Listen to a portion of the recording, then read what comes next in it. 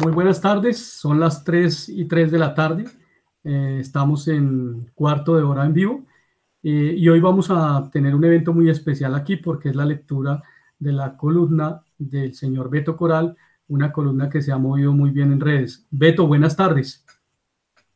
Buenas tardes, un saludo especial para todas las personas que siguen Cuarto de Hora. Bueno, Beto, antes de hacer la lectura de la columna, nosotros como la familia Cuarto de Hora que somos, queremos decirte que sentimos mucho el fallecimiento de tu tío, que has escrito en las redes y que puede ser una persona muy importante en tu formación. Por favor, siente que no estás solo, ¿no?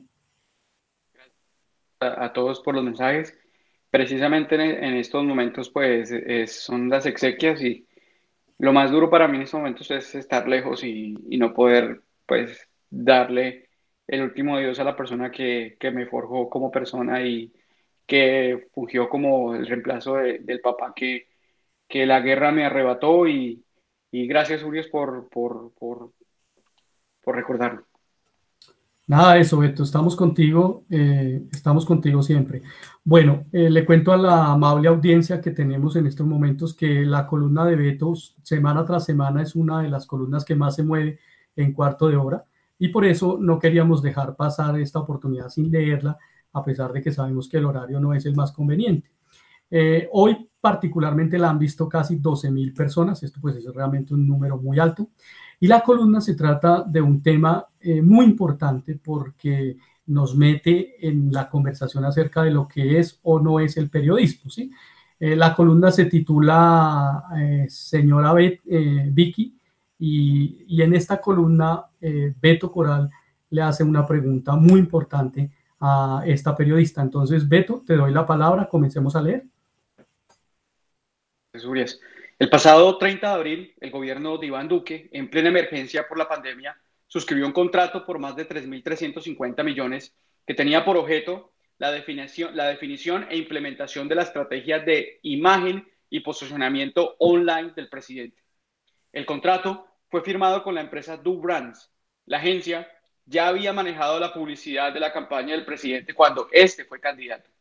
Se conoce el contrato, el monto, la empresa, el objeto, la fecha, pero no los subcontratistas a los cuales esta agencia subcontrata para posicionar al presidente en las redes sociales y cumplir su objetivo.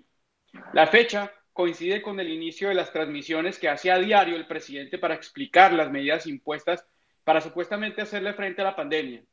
Quien ha visto por lo menos 15 minutos de dichas transmisiones tiene claro que el presidente no dice nada, repite, divaga, se equivoca constantemente debido a su poca locuacidad, no da ningún concepto técnico ni científico, mejor parece una actividad política que busca precisamente eso, posicionar al presidente.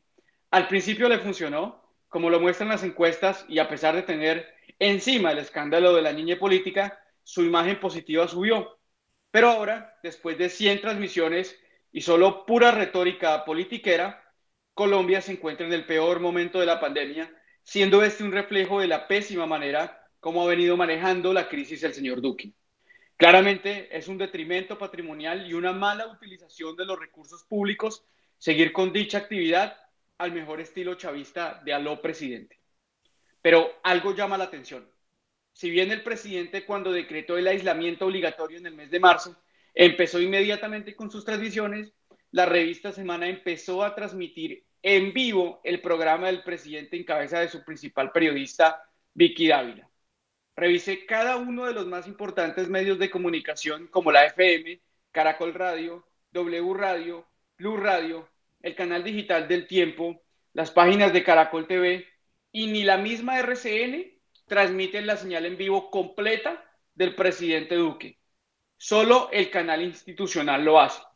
Desde el 20 de mayo, 20 días después de firmar el infame contrato con Do Brands, la señora Vicky acuciosamente ha transmitido el programa en vivo directamente desde su fanpage de Facebook con más de 419,000 seguidores. No transmiten los apartes, tampoco el resumen, ni es un compilado con los segmentos más importantes de dicha transmisión. Es toda, con el mismo título de El presidente Iván Duque en una nueva locución informa a los colombianos sobre las medidas. Cabe señalar que esta transmisión se puede hacer a través de una aplicación llamada OBS o con el enlace de la misma o a través de una captura de video. Inmediatamente en la columna relaciono las pantallazos de todas las transmisiones alrededor del mes de la señora Vicky Dávila, como con el mismo formato y el mismo párrafo introductorio presenta la transmisión del presidente. ¿Desde cuándo Vicky Dávila y Revista Semana se convirtieron en medios del gobierno? Bueno, oficialmente. ¿Lo hacen gratis? Lo dudo. El 11 de febrero de este año se registró un bochornoso espectáculo en vivo en el que Vicky Dávila insultó y humilló a un periodista de su misma estirpe, aduladores del establecimiento. Lo trató de lagarto, inepto, peludo y fracasado. Hasta le echó en cara haberlo llevado a trabajar a la FM, como si ese asunto le importara a los colombianos que lastimosamente buscan informarse en temas de actualidad noticiosa y terminan viendo estos patéticos espectáculos. Lo extraño es que el pasado 7 de julio, cuando representantes del Polo pusieron en tela de juicio el fin de estas transmisiones del presidente, ella misma le dio espacio en su programa al señor Archibaldo, bautizado así por ella misma, para que defendiera la postura del gobierno de seguir ocupando ese espacio. Extraño, ¿no? Viva la paz y la reconciliación, pero claramente creen que el pueblo colombiano es pendejo. Inmediatamente muestro el pantallazo de la publicación del 7 de julio en horas de la tarde, cuando la señora Vicky Dávila le abre sus micrófonos exclusivamente al señor Hassan Nazar, director, jefe de comunicaciones de la Casa de Nariño, para que defienda el espacio del presidente a las 6 de la tarde. Señora Vicky, 3 preguntas. Primera, ¿usted y la revista Semana tienen alguna relación con el contrato directo del gobierno que está cumpliendo con la función de posicionar al presidente en redes? Segunda, si es así, ¿por cuánto es el valor del contrato? Y tercera, ¿quién le pagó a la empresa Infobip por la difusión de su columna El Plan contra Uribe a miles de personas a las cuales les utilizaron fraudulentamente sus datos? Pregunta que ya le realizó el activista David Rosso, don Izquierdo. Hace un mes sacó una columna donde trataba a un grupo de jóvenes activistas de baja calaña, atracadores de barrio, de poco baño, resentidos sociales, sicarios, banda organizada, mercenarios, justicieros baratos, vulgares y deshonestos. Y los acusó de pertenecer a una banda que supuestamente mueven tendencias y son pagos. Lo curioso es que no mostró ninguna prueba. En lo absoluto, no creo que usted deba responsabilizarse de los crímenes de la familia de su esposo. Y me parece reprochable que mencionen a su hijo menor de edad como perteneciente a este clan. Acción que fue rectificada por Jenner Úsuga, activista colombiano exiliado en Francia, víctima de la violencia, quien gallardamente le ofreció disculpas. Lo que molesta realmente de este hecho de su rol de periodista es que no haga mención a las actividades delictivas de dicho clan, que hasta hoy sigue operando, en cabeza del gobernador del Cesar, Luis Monsalvo Génico, quien será condenado por la Corte Suprema por corrupción y constreñimiento al sufragante, también sobrino de Lucas Génico, su suegro, condenado por corrupción y paramilitarismo. Digámoslo claro, usted es un activista más, al igual que yo. El problema es que yo no me disfrazo de periodista. Usted es una señora parcializada y obsesionada con temas selectivos. Qué bueno pedir resultados en el caso de Brecht, pero lo hace exclusivamente con el expresidente Santos. Hágalo con Zuluaga, es candidato del uribismo en el 2014, quien junto con Iván Duque se reunieron en Brasil con el publicista Duda Mendoza para pactar sobornos. Debería investigar de dónde salió la plata con la que Duque compró un apartamento en Washington en 2014, como también con el expresidente Álvaro Uribe Vélez, quien tenía a su cargo el único funcionario condenado por Odebrecht, el viceministro Gabriel García. Está probado que Uribe se reunió más de 10 veces con la multinacional brasilera y fue en ese gobierno donde se le adjudicaron los tramos de la construcción de la Ruta del Sol 2. Y qué coincidencia, 6 meses antes Marcelo Odebrecht se reunió con Tomás Uribe en Panamá. ¿Por qué no se lo pregunta? Aún no olvidamos la determinación y vehemencia que tuvo para revelar la vida privada e íntima de un excongresista, razón por la cual fue despedida de la FM y rechazada por todos sus colegas y no por orden de Juan Manuel Santos como lo quiere hacer ver. O exponer a los hijos de Holman Morris en un supuesto caso de maltrato en plena campaña y con el payaso de la espriella de por medio, y ahí sí no le importó exponer a los niños del ex candidato.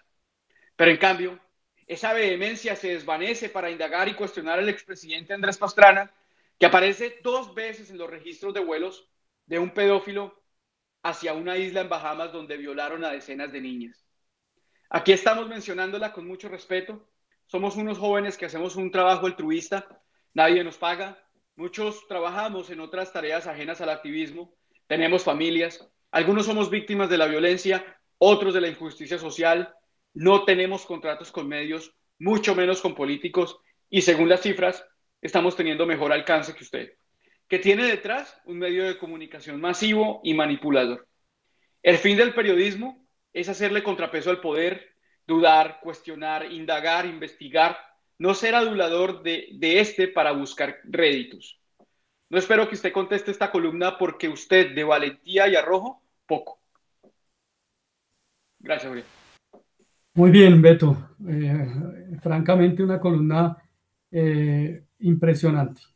Yo llevo muchos años como periodista y pocas veces he visto un documento tan bien redactado, tan profundo y tan completo. Beto, comencemos esta conversación con una pregunta directa. Tú sabes que yo soy una persona directa, ¿cierto?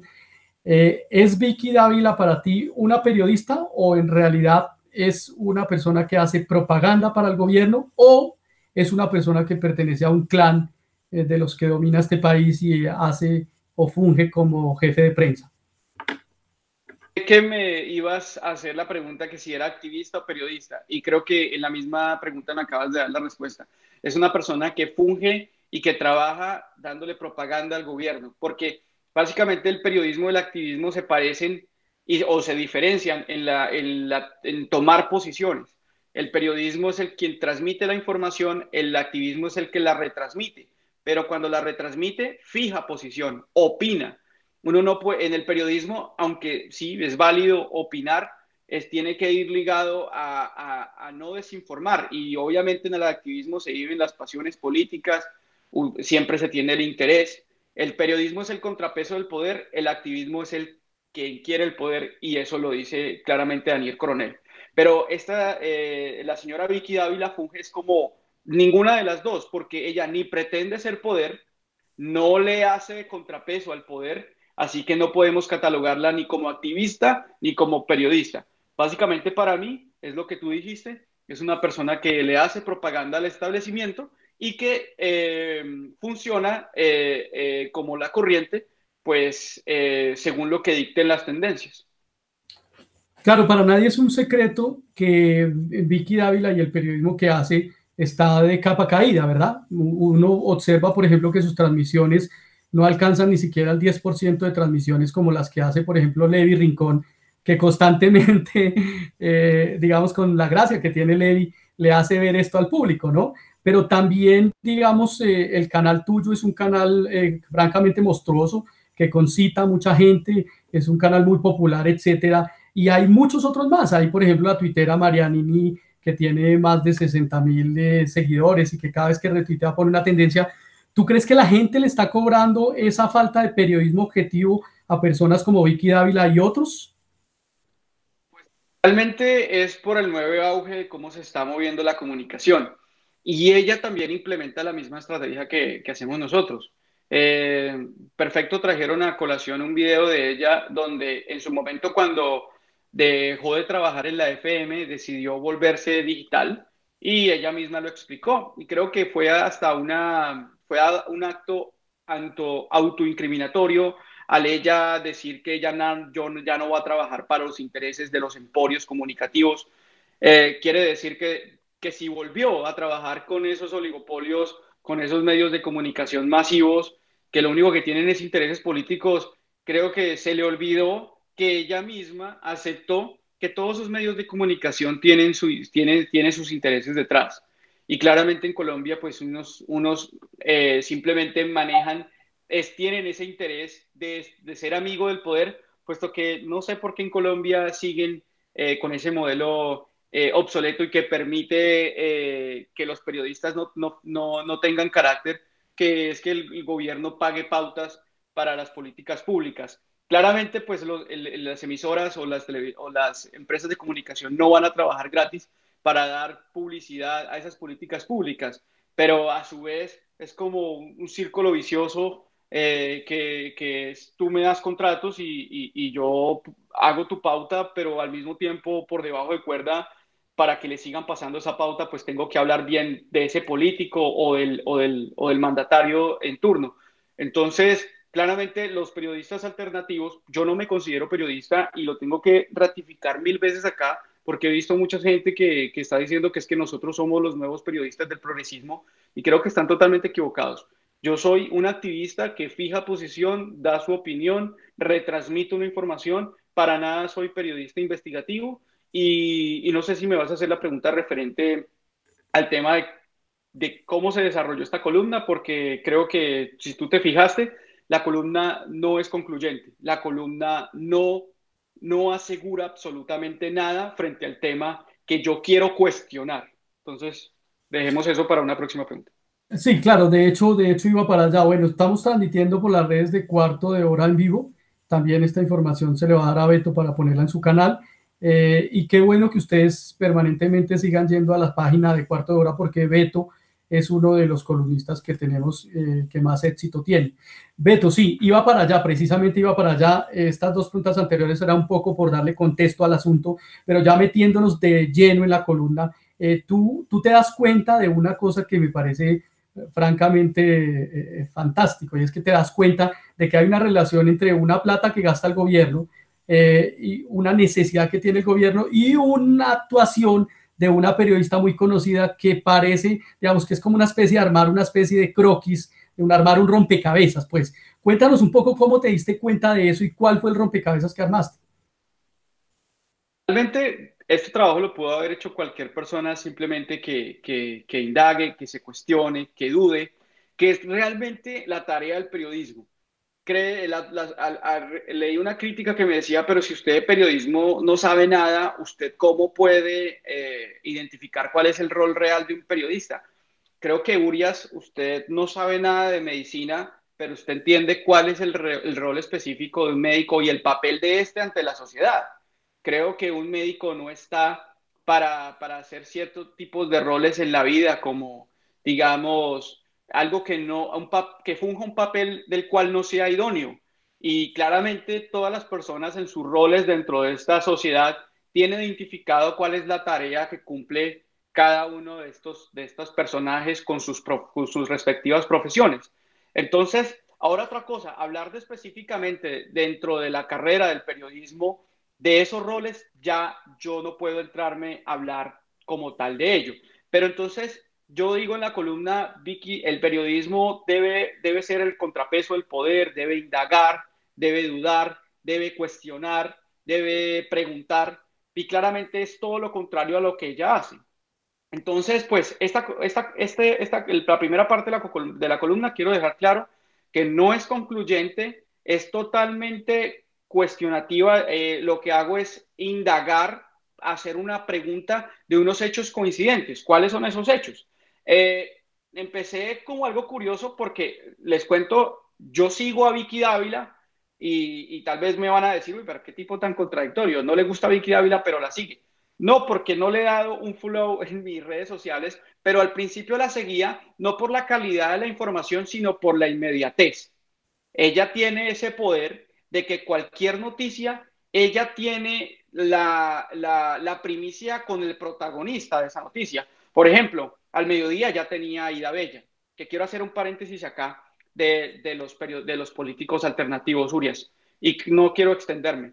Pero nosotros, que los que estamos detrás de esos políticos que quieren un real cambio para Colombia, estamos apoyándolos, estamos ahí defendiéndolos de ataques feroces, de persecuciones, de chuzadas, de amenazas de muerte.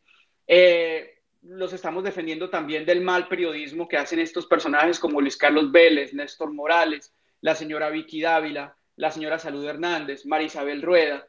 Y, y ellos siguen prestándose, y eso es una crítica para todos los políticos alternativos, siguen prestándose para que ellos aumenten su rating. La señora Vicky Ávila hizo una columna en tercera persona en contra de Gustavo Petro, pero la señora llama a Gustavo Petro, inmediatamente el señor Gustavo Petro le sale en primicia. La señora tira indirectas en contra de los alternativos, en contra del progresismo, que solamente destilamos odio, funge a favor del establecimiento, pero la señora Vicky Ávila llama a Aida Bella y ahí está de primicia la señora Aida Bella. Entonces, los políticos alternativos también deberían fijar su posición de rechazo frente a esos medios de comunicación que están manipulando a la gente y que a sus espaldas, que es una ambigüedad, porque realmente no es a sus espaldas. Claramente Vicky Ávila cuando lanza una columna y es en tercera persona, todo el mundo sabe que se está refiriendo a Gustavo Petro, sabe que Gustavo Petro la está leyendo, pero al mismo tiempo manejan un tipo de hipocresía que al día martes están llamando a Gustavo Petro para una primicia y Gustavo Petro sale a dar la entrevista. Esto es una crítica, realmente yo no pertenezco a ningún movimiento político en firme, yo así como soy seguidor de Gustavo Petro, creo que en eso sí están fallando todos los políticos alternativos, Aida Bella, el señor Cepeda, Gustavo Bolívar y Gustavo Petro, y bueno, no puedo hacer nada, es mi pensamiento y es lo que creo. Volviendo a la pregunta que me haces, Urias, nada, me vi un hecho concordante entre las fechas en el momento cuando Daniel Coronel denuncia este contrato con Dubrans por más de 3.350 millones en plena pandemia. Es que esto es lo grave del caso que la gente no ha dimensionado.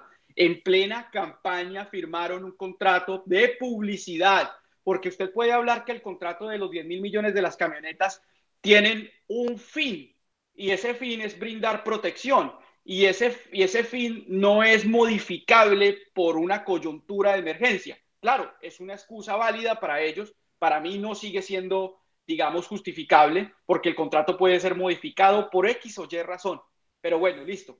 Están comprando un patrimonio para la nación, es un bien para la nación, unas camionetas, mal o bien, son un gasto, pero al mismo tiempo es un bien tangible que tiene la nación. Perfecto. Pero aquí estamos hablando de algo intangible, estamos hablando de algo grave, que es gastar 3.350 millones de pesos, que bien pudiesen ser casi el mercado para, o una semana de trabajo para casi 2.000 familias en Colombia que están en estos momentos necesitadas y aguantando hambre, pero este gobierno decide gastárselas en publicidad. Entonces veo unas fechas concordantes entre la firma del contrato y empieza la señora Vicky Dávila junto con el canal institucional, solamente ella, no a colgar los apartes de la transmisión del presidente, es toda la transmisión del expresidente. Listo, puede ser que ella, su programa lo ponga de relleno, o listo, supongamos, pero recordemos el episodio en febrero con el señor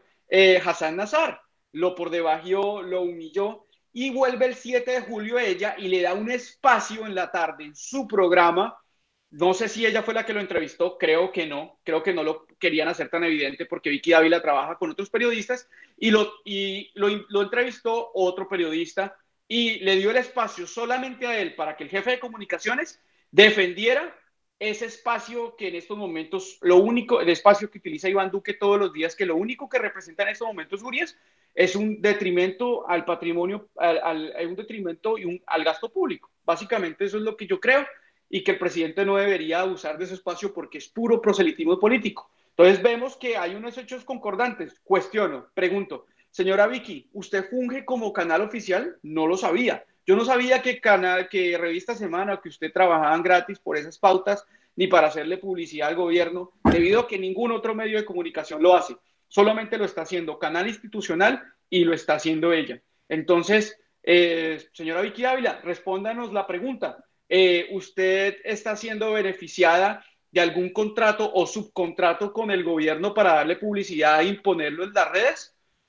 2, ¿por cuánto es el contrato? Y 3, respóndanos ya la pregunta que viene haciéndose desde hace más de 3 meses el activista David Rosso referente a la contratación de esa empresa Infobep, que la contrataron para mandar su bodrio de columna llamado El Plan contra Uribe, que le llegó a más de 5.000 personas sin su consentimiento en una utilización fraudulenta de sus datos a sus celulares. La empresa Infobep contestó que eso fue un cliente. Señora Vicky Ávila, ¿quién es el cliente? Muy bien, hay una cosa interesante en todo lo que estás comentando, Beto, entre otras cosas, porque esa denuncia que tú haces de que se gastaron 3.500 millones más o menos en publicidad en plena pandemia, con lo que se hubiera podido cubrir más o menos unas 15.000 familias con la misma plata que está entregando la alcaldía, 15.000 familias. Claro, por supuesto que no, tú no estás diciendo en la columna en ningún momento, porque eso es clarísimo, no estás diciendo que haya un impedimento legal para que esta señora haga eso, pero el tema es un impedimento ético, es un impedimento más que legal, moral, ¿cierto? Porque no se puede fingirle a la gente, o sea, uno como periodista tiene que decir de dónde recibe dinero y si pertenece a un partido político también decirlo, por ejemplo. Ese es el punto, ese es el punto que tú también, digamos, expones, esa es la raíz de tu columna, esa es la queja tuya. Yo cualquier medio de comunicación masivo y privado tiene derecho a entablar contratos con el gobierno, no se diga más. Ya expliqué que existe un modelo que permite ese sistema y conozco de radios que solamente trabajan para ello, para ganarse la pauta y ya depende de cada medio de comunicación cómo quiera ejercer su periodismo de manera objetiva y que considere de que hablar mal de un político que a su vez le está brindando unos contratos o le está pagando para promover una política pública, pues de aquí a tanto, ¿cómo manejan esa profesionalidad de hablar o no hablar mal de ese político que le está dando sus contratos? No, mi raíz es ese papel de periodista que está ejerciendo ella y que ejerce una presión manipuladora sobre sus espectadores. Porque es que, mire, el problema de estas personas no es la persona, es lo que está haciéndole a sus espectadores. Por ejemplo, vemos que está compartiendo un video a más de 419,000 personas que la siguen. Y vemos cómo esta persona tiene esta cantidad de reacciones, vemos cómo esta persona tiene esta cantidad de cómo maneja las tendencias. Entonces, claramente existe un efecto manipulador entre la sociedad. Esa es la crítica, lo que ella hace versus cómo se quiere mostrar. Claro, Miren, Beto, otra cosa, pero Beto, te insisto, digamos, te insisto en este sentido que me parece muy importante por la profundidad de tu columna. O sea, es decir, si ella, por ejemplo, saliera a mediodía y dijera, vea, yo recibí un contrato por, no sé, 1.000 y pico de millones de pesos para hacer esto y lo voy a hacer, ¿tú crees que cambia la dinámica? Es decir, si ella lo admite y se lo dice a los oyentes, a sus seguidores, ¿la cosa cambiaría?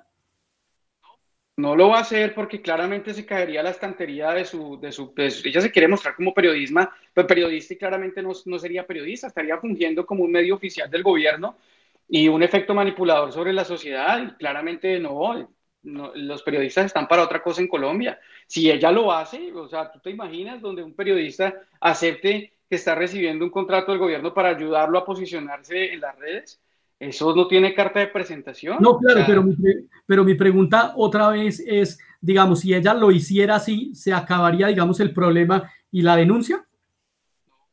es que, Urias, yo te estoy contestando, yo te estoy diciendo que básicamente es el papel que ella hace frente a la sociedad. Mi denuncia va ligada a que si ella antes de empezar con una campaña de posicionamiento en las redes acepta públicamente de que va a recibir un dinero por parte del gobierno, perfecto. Claramente esto no tiene que ser público porque uno no conoce toda la cantidad de pautas que le pagan a las emisoras y eso tiene que ser público o desconozco si hay una ley que obligue a hacerlo público.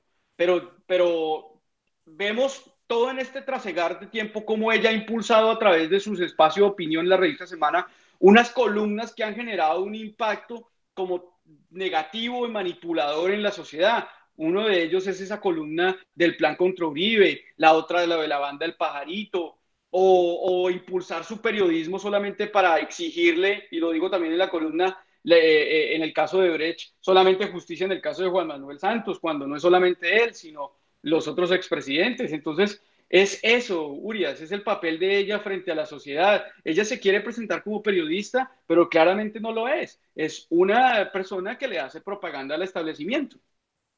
Beto, tú has tocado un tema que me parece muy interesante y que en tu columna es una columna es una, valga la redundancia, digamos, es un eje central de tu columna, el hecho de cómo Vicky Dávila se comporta frente a unos y cómo se comporta frente a otros. Entonces tú pones ejemplos, por ejemplo, dices frente a Pastrana y su problema de la pedofilia, ¿cierto? De aparecer dos veces citado en los vuelos de Epstein, etcétera, etcétera, y ella se queda callada, ¿cierto?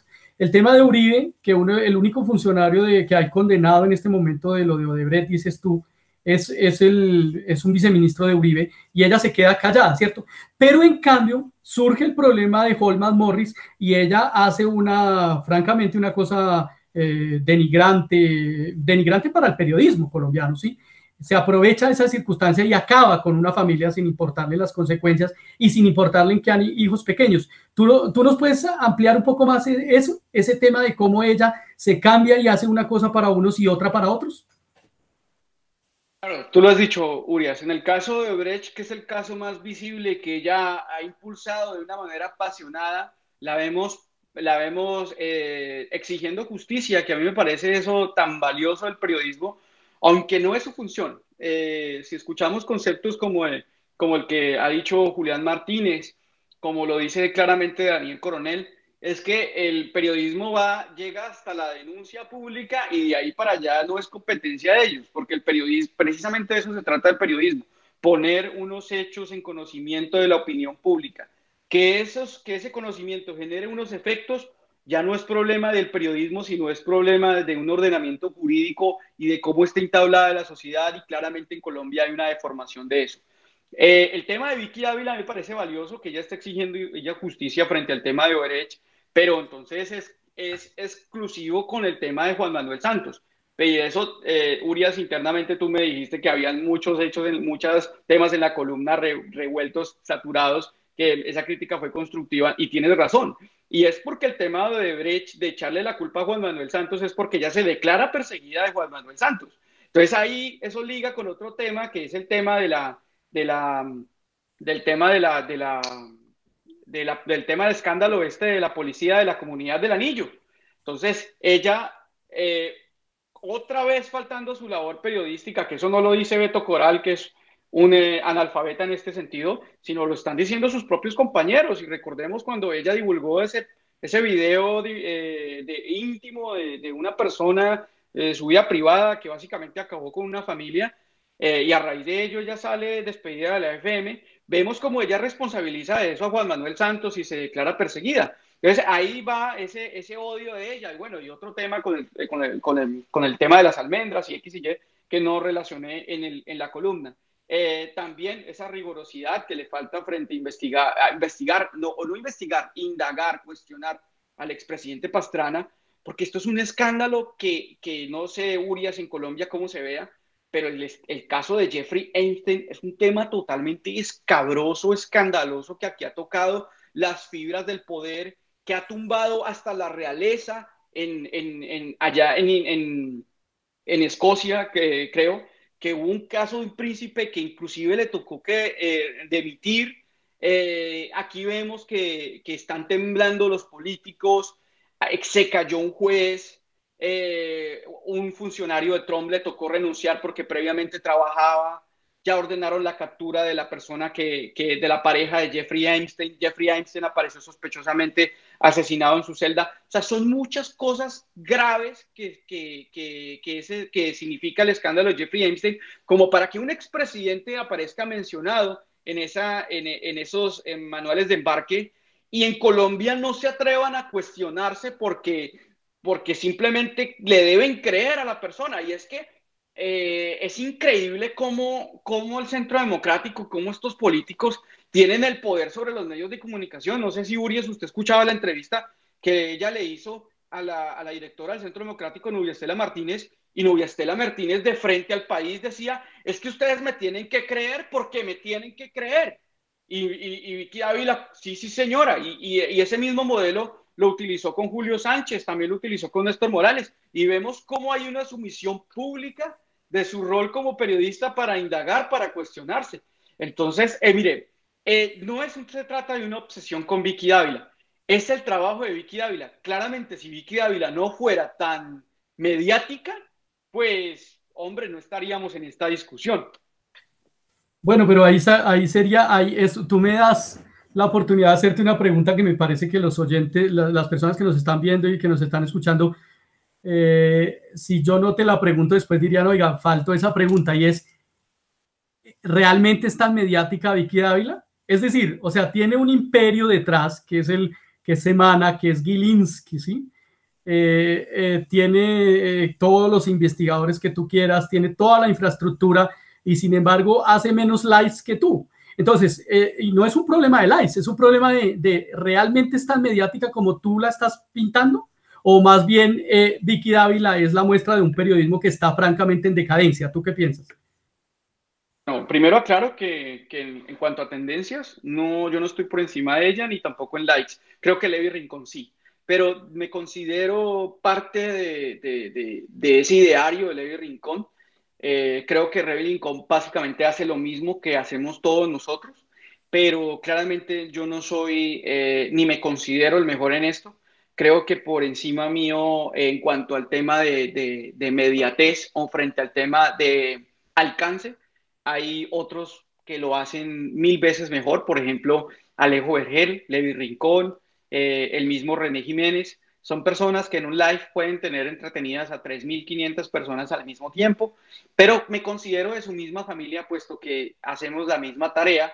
Entonces, por esa misma razón es que yo me consideré o me sentí aludido por la columna que ella hizo sobre el tema de la banda El Pajarito. Frente a tu pregunta, el tema de que si es mediática o no, pues primero la respalda un oligopolio, la respalda un medio de comunicación masivo y tradicional y privado de Colombia que pertenece a una de las empresas, a una de las familias más poderosas de Colombia, como fueron los Santos o son los Santos, ya ahorita con una nueva administración, tienen detrás a una persona que es parte del Centro Democrático, eh, y considero que suman su estilo farandulero, su estilo, yo no lo llamaría vulgar porque me parece ya pasado por la tarea que hay y la respeto como mujer, pero sí me parece un poco